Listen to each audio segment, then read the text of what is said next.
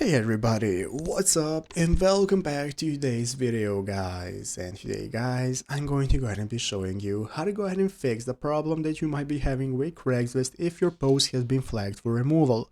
This is a very simple thing to do, so make sure to watch this quick and easy video till the very end, follow my steps correctly so you can make sure that this works the same for you and you can do this yourself. But yeah guys, let's get straight into it. So the first thing we want to do is to go ahead and open up the official Craigslist website if you have not already by going to craigslist.org, and this is going to open up this new main page where in the upper right corner you can get started signing up for an account if you do not already have one. If you have one, you can just go and log in normally. So after logging in, this is going to be the home page you're greeted by, where we can find all the settings we can access. And let's go back to the main page. So now let's go and take a look at what to do if you try to post an ad. Right here in the upper left corner, it's going to enable you to go ahead and post your ad, but if you want to go ahead and get started posting an ad, it's not going to allow you, and it's going to end up in your drafts. You can see right here in your account, as you can see, I have multiple drafts that have been flagged and I cannot post them. So basically guys, why is this happening? The sad truth is there is no real explanation. As you can see, somebody answered right here because it makes you crazy. They do not let you know